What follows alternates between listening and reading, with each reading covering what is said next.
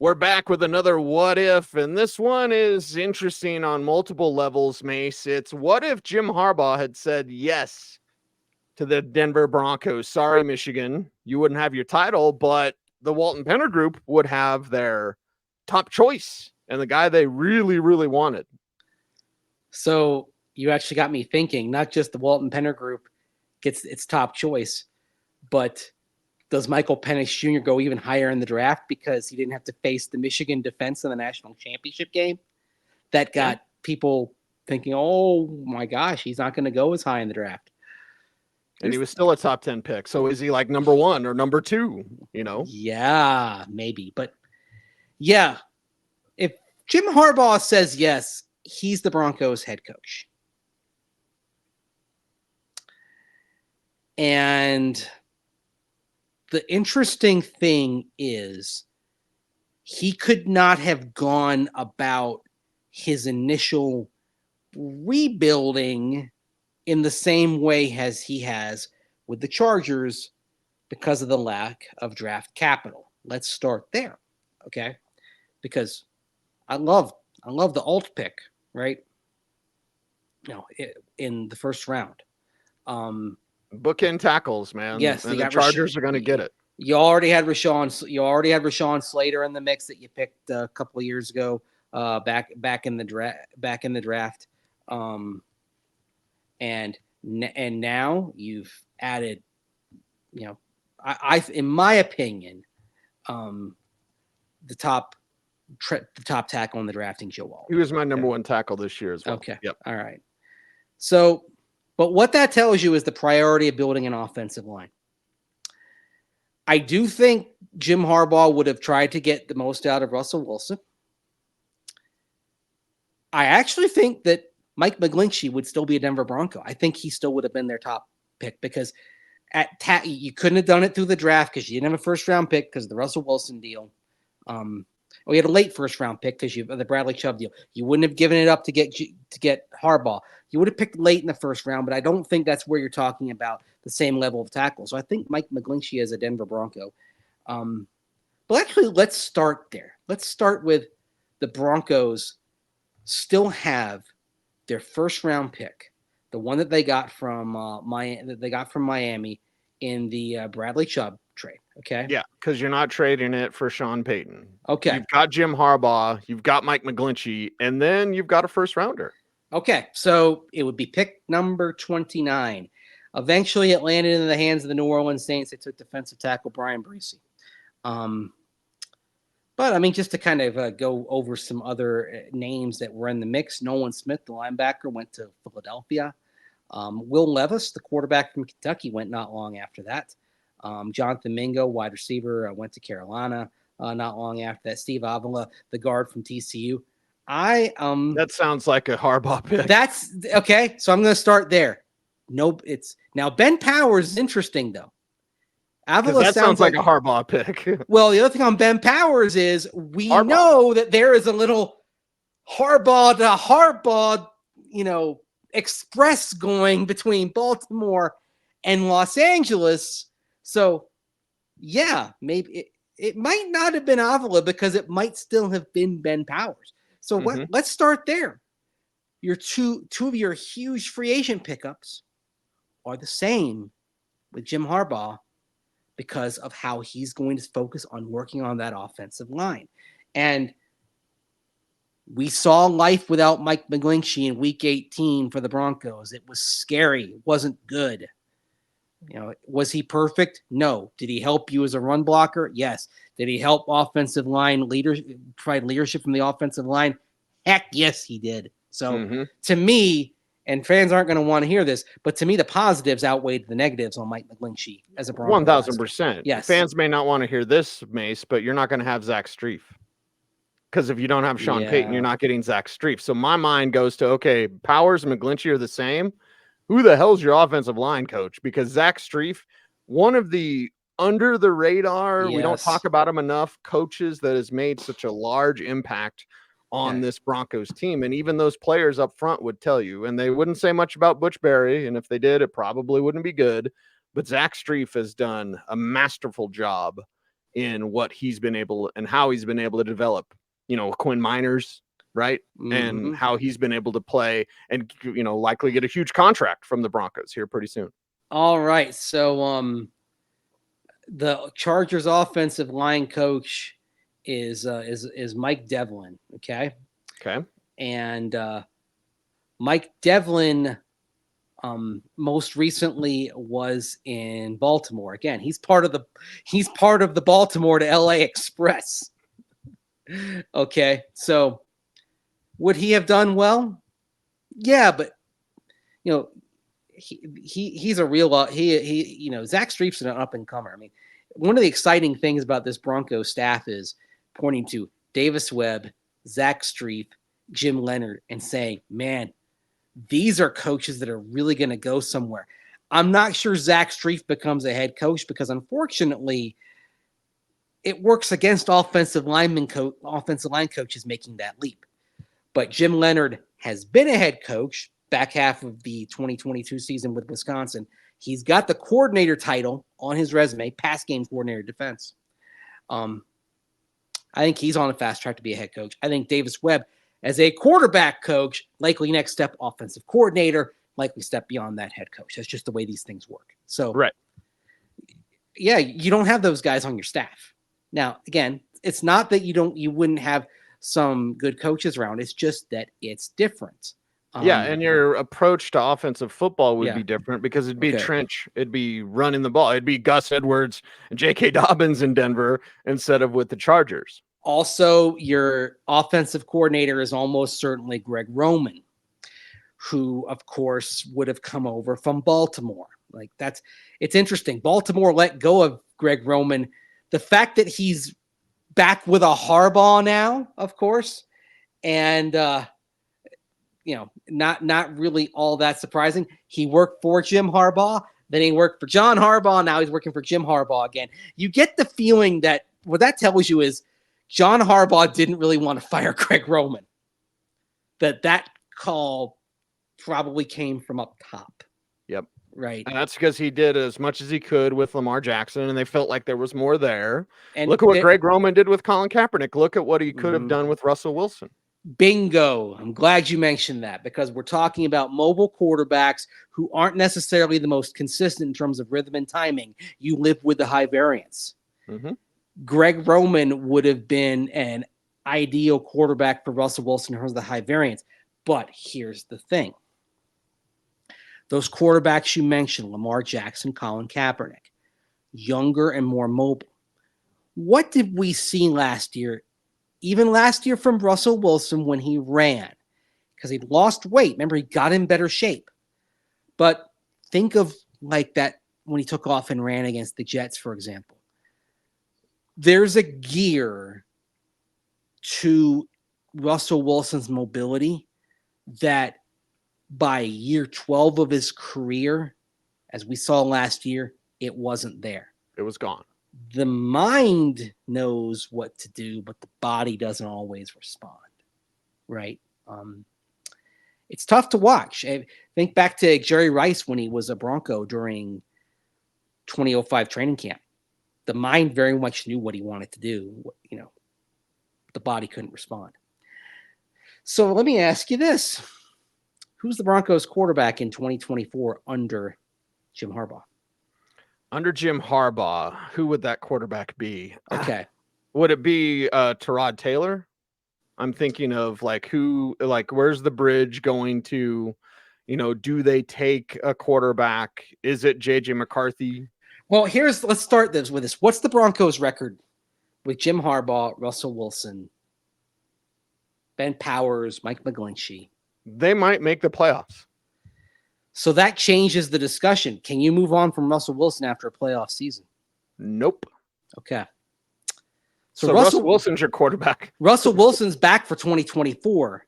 Yeah. But you haven't sacrificed draft capital because you didn't bring in Sean Payton. So you've got your full complement of picks. You know what they do? They draft Joe Milton. They draft Joe Milton late. See, I wasn't going to say Joe Milton. But don't say the other guy. No. No. You know how to get under my skin, Andrew Mason. They have all their draft capital. Okay. Russell Wilson's back, but they realize the clock is ticking. You can only go so far with Russ. Remember in 2011, the 49ers had Alex Smith. That was Jim Harbaugh's first year. They had Alex Smith, and they wrung some really good play out of Alex Smith. Basically, they bought Alex Smith, as it turned out, another 9 years in the league. That's when it started to happen with Jim Harbaugh. And Smith got hurt in the middle of 2012. Colin Kaepernick came in, was ready to roll. So there you see Jim Harbaugh has learned the value of having a young guy in reserve. And there's this guy that he coached at Michigan. And he's got his full draft complement. Jim Harbaugh, Broncos coach, trades up and picks J.J. McCarthy in the top 10. Does he have to trade up because Michigan doesn't win at all? Remember, Jim Harbaugh. Michael Penix Jr. wins it all, but Penix went ahead of McCarthy regardless. Right. But so does he maybe have that to trade doesn't up for change. JJ? Does he have to trade up for JJ? All the knocks on JJ. Like, they didn't use him enough. And let's say without Harbaugh that last year at Michigan, it just kind of falls flat. Well, that's why they didn't give him. That's why, Harbaugh didn't trust McCarthy, and neither did the new guy. Like, okay, you might be able to stay put at 28 or 25, wherever you're at, and still get McCarthy. I'm actually going to say they trade up, but they trade up a handful of picks. Like this team, they're a playoff team, but they're a 10-7 type of playoff team, right? Okay, so they're sitting around 22, something like that. Right, they're right in that early 20s mix. You wouldn't have to move up very far for JJ. They jumped the Rams. Okay. They jumped the Rams. J.J. McCarthy ends up being QB6 off the board. The Broncos get him. And at that point, it's like, the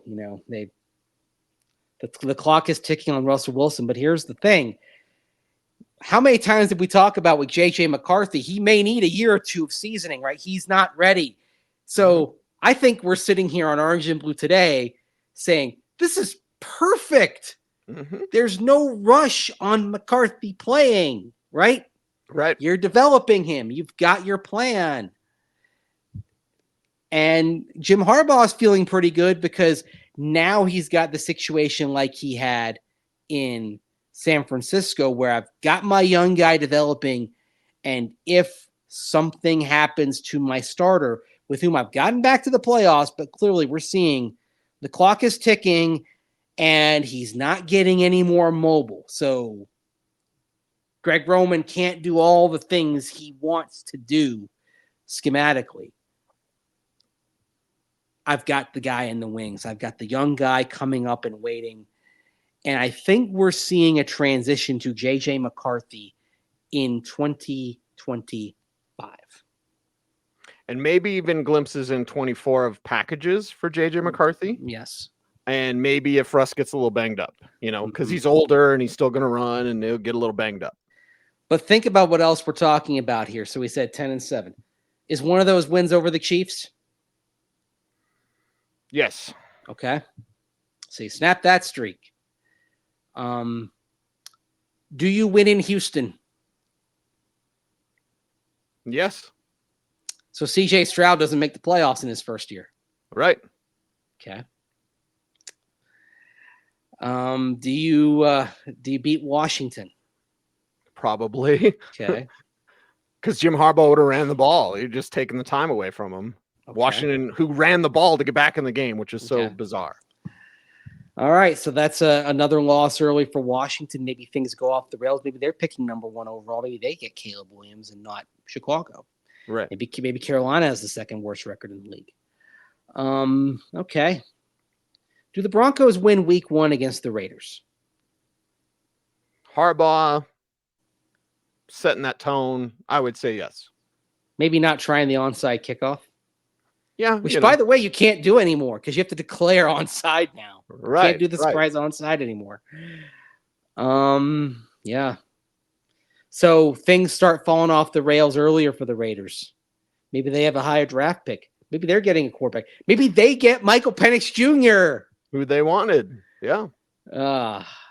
This division keeps getting tougher because here's the other thing, and perhaps I'm a little early with this, but I'll say this. Sean Payton winds up as the Chargers head coach. Bingo! I was just about to go there. Sean Payton takes over the Chargers. With he Herbert. Sits out another year, and he becomes the Chargers head coach with Justin Herbert. Oh, so you my still have Harbaugh God. and Payton in the AFC West. They're just flip-flopped. Yep. Who's the more successful? Payton with Herbert. In the short run, yes. I think, with Jim Harbaugh, how long do things last before he starts grading on everybody? We have learned in the pros, we talked about this on a previous show, Jim Harbaugh's got a shelf life in the pros. 4 or 5 years. College, not so much, because you're turning over the roster. It's one of the reasons why he actually he lasted 8 seasons at Michigan, right? It helps when you can turn over the roster, and even more so now in the transfer portal era. So you don't have time to grade on everybody in a way that you would here. So what you're facing is a situation where by the time J.J. McCarthy takes over and is flourishing, is it a different coach?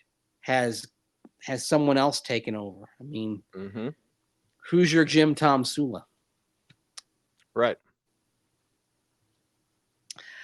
It won't be Jim Leonard, because I think Jim Leonard goes right to the Chargers as Sean Payton's coordinator, because again, this is a year later.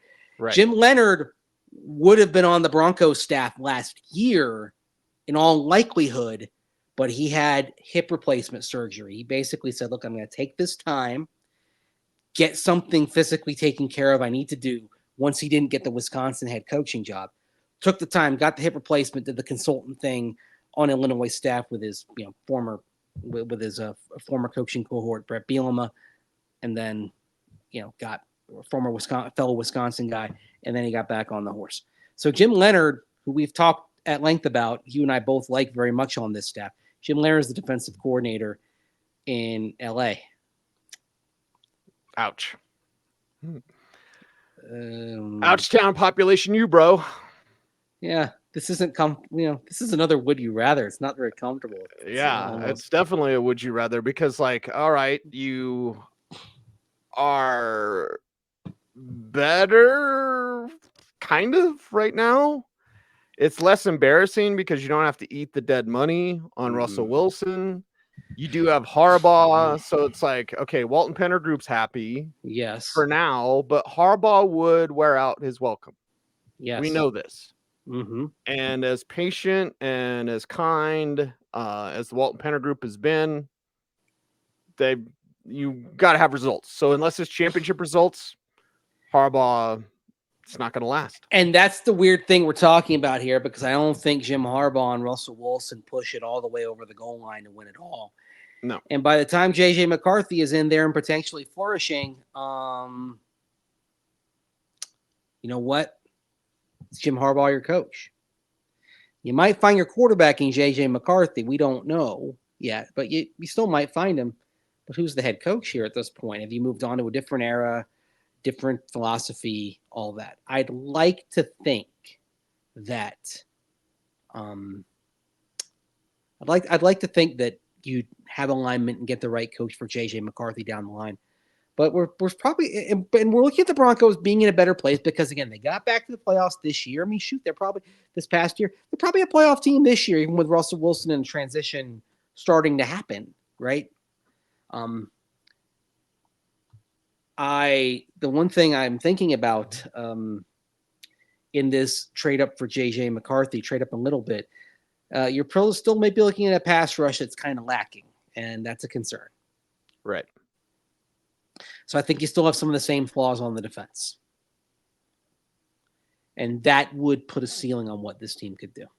There's another segment to this, and we're going to be talking about this on another What If in about a week, Mace. Yeah. But I'll bring it up, not to do that show now, but I'll bring it up in this conversation.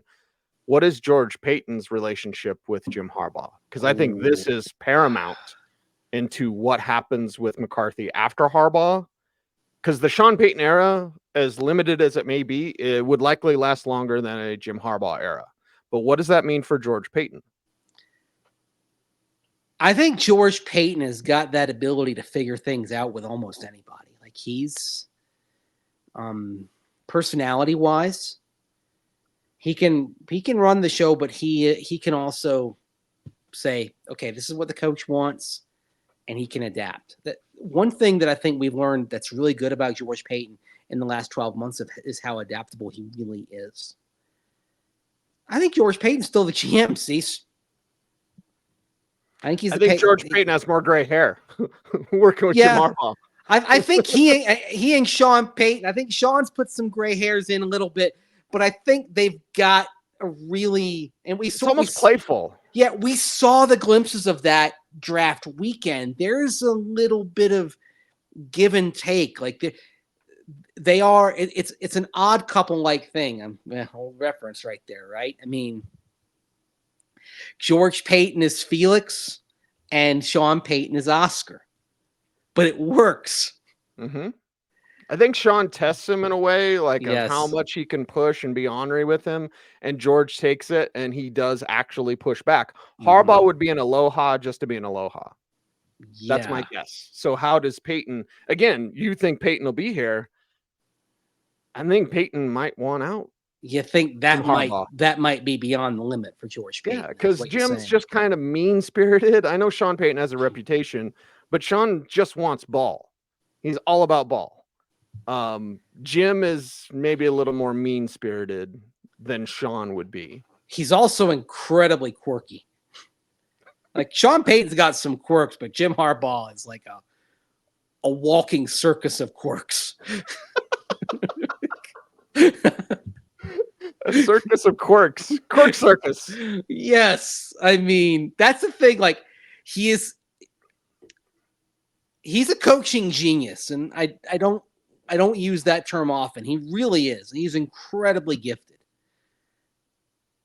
He will drive everybody in the organization mad.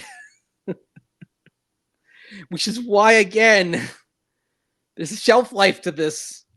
Which is, and we're sitting here at this time in the Jim Harbaugh era saying, okay, can this team make the next step? And there's probably even a fair amount of debate going on that why did you use a pick on J.J. McCarthy when you're trying to win now? I think you and I would be on board with it because we'd see the plan, and I'm sure we would have made the Alex Smith Kaepernick illusion like we did here and say, look, he's covering his bases. He's making sure things are right. You want to be settled and stable and even deeper than you need at the quarterback position.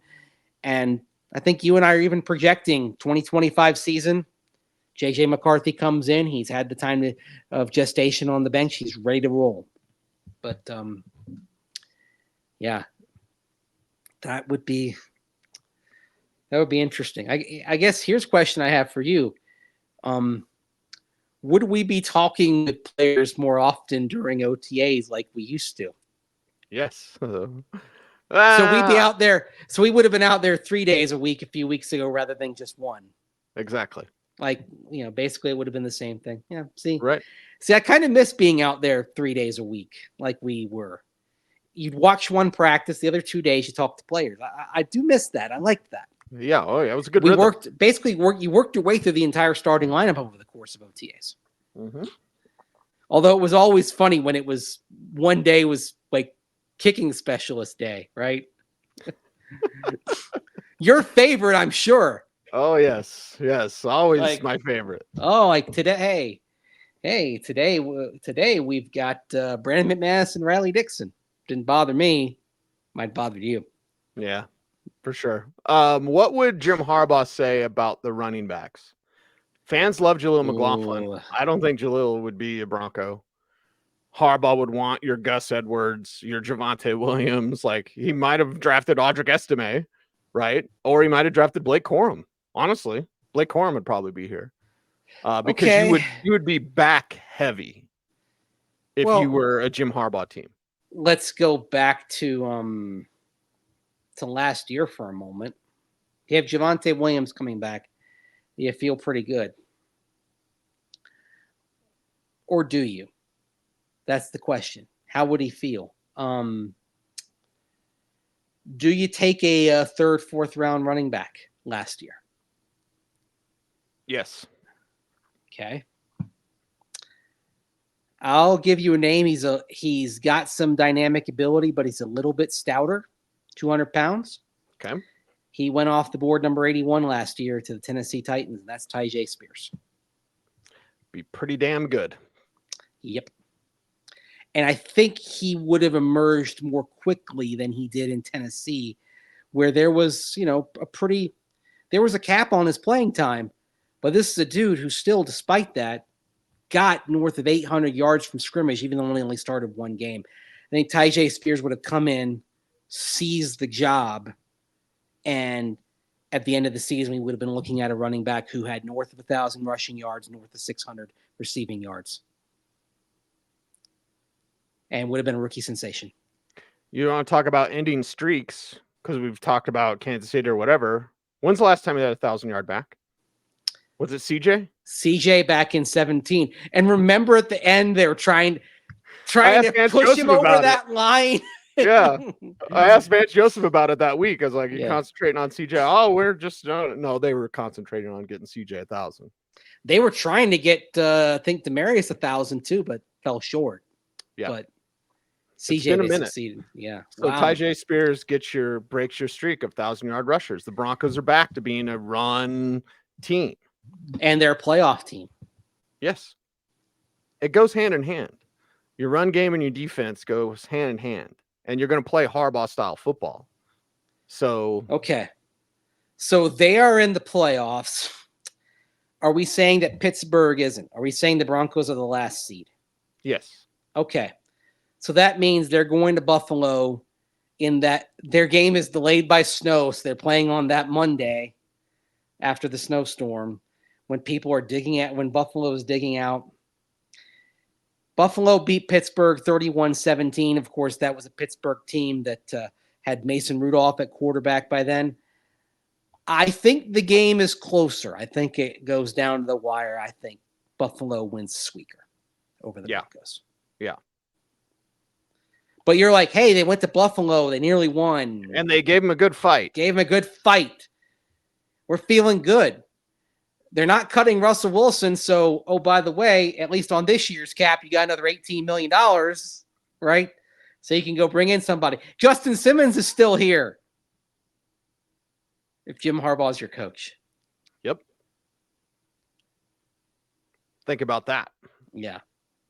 But when you draft J.J. McCarthy, the clock starts ticking, but the clock ticks in a way to where when you move on from Russell Wilson, probably after 2025, it's not the crippling hit it would have been. It's palatable. Right. Yeah. Right. So you feel good about the baton passing. Yes. From one quarterback to the other. Yes. How would you feel about another year of Russell Wilson press conferences, though? Not great, Bob. And how would not that we matter? We do not matter in this equation. Let me make this clear. Let's talk about who does matter. How would the players like that? And it's a conversation I've had around Pittsburgh this offseason. It's like players are going to love Justin Fields. They're not going to love Russ. They're just not. He's too awkward. It's too weird. It's just odd. Okay. I think because we saw some of the same things said in Pittsburgh that were said in Denver when Russell Wilson came there, right? Mm-hmm. I think it's loving the idea of Russell Wilson, and then he walks in, and after a while you realize, oh, man. Like this is grating. Yes, after a while it grates. Mm-hmm. So that's actually interesting. You got Jim Harbaugh as your coach, Russell Wilson as the quarterback. It's grating for different kind of reasons. Yeah. Covering the Broncos would be kind of annoying with Harbaugh. I'm thinking more about how for some of the players it might become an exhausting dynamic. They might want out. Like, hey, my coach is an aloha and my quarterback's fake. Like, I got to go. But they got back to the playoffs, and for a lot of the guys in that locker room, That's territory unseen. That is terra incognita for Justin Simmons. It would be accomplished. So so everything feels different when you're winning. It's, what did the late John Madden always say? Winning is the greatest deodorant. 10-7 being back in the playoffs would cover up a lot of odors, at least in the short term. And by drafting JJ McCarthy, then the players would be like, okay, there's a path to a different personality in the locker room. I think that it's interesting to think that JJ McCarthy being drafted would actually smooth things out. Now the question is, how would Russell Wilson handle that? He'd know he'd get another year. He'd say the right things. And you're right. He knows he'd get another year. And oh, by the way, because he got the Broncos back to the playoffs, he'd have a little bit of hand. And he would have run a scheme, again, more favorable to his skill set. I don't think you'd be talking about them feeling quite the same way organizationally about Russell Wilson as Sean Payton came to feel. Because ultimately, he's running a scheme that does favor a quarterback who's a little bit more improv, a little bit more jazz, a little bit more willing to use his legs. But they'd also understand that he's heading into year 13, and there are limitations on it, like we discussed earlier. Like he, can't quite get all the yardage in space that he used to. And that's why JJ McCarthy would look really interesting to Greg Roman and Jim Harbaugh. And Russell Wilson would likely get another shot somewhere, and not just hey, Steelers are only paying $1 million for him shot. Like an actual shot, not with a big contract, but like a end of the road type of, hey, give him a play. Actually, let me give you a scenario. Russell Wilson's your quarterback in 2024, but JJ McCarthy develops. If Wilson handles himself well and the team is good in 2024 again, maybe goes up to 11 wins, but JJ McCarthy is the future, maybe you're able to trade Russell Wilson. For sure. Because the other thing is also now you've made things a little bit more palatable. He's still got some big salary numbers coming, but you're past the dead money hit isn't, maybe it's not quite the same. Maybe you can make a trade that massages that a little bit. So yeah. And you would have proven it was all Hackett. And then you can also, they probably would have beat the Jets because Harbaugh's just not gonna lose that. So you're trading Russell Wilson, you're getting assets back, whatever they don't lose to Miami 70-20. That's another thing they don't do. They lose that game, but they don't give up 70. Right. It would feel different. Feel different. Are you happier with where the Broncos are with Sean Payton, or do you like the space that they're in with Jim Harbaugh more? My heart says I like the idea of the Payton offense. Yeah. And I'm a run guy. I'm a run and defense guy. That's the football that I love. But I also know that it's not real exciting because it's 3 yards in a cloud of dust and play action, and it's a bunch of drag routes. Again, I'm thinking of Michael Crabtree and Colin Kaepernick. Like it's somewhat limited. So I'll say Sean Payton. You can't argue with the result if you're a playoff team, but I do think you've got alignment. And I do think with Sean Payton, even though he's got his own personality aspects to it, I think you have something that can be more long-term. Whereas with Jim Harbaugh, you're already hearing the clock ticking. I feel like with Sean Payton, the Sean Payton era really just began.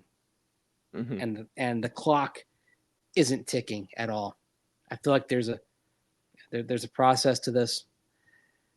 I would have liked the playoffs last year. I think I'll take the scenario the Broncos are in now because I do feel like they do have an offense that is proven to work, is sustainable, and they've got the quarterback that they think fits perfectly. How would you feel about Harbaugh being the coach of the Broncos? Let us know in the comments below. But Mace, before we're out of here, how can people help us out on YouTube? Like, comment, share, subscribe, hit that notification bell so that you never miss a vid. That's right. He's Andrew Mason. Follow him on all the socials at Mace Denver. I'm at Cecil Lammey saying OBT's BFD. Thanks for watching. Stay tuned and stay frosty.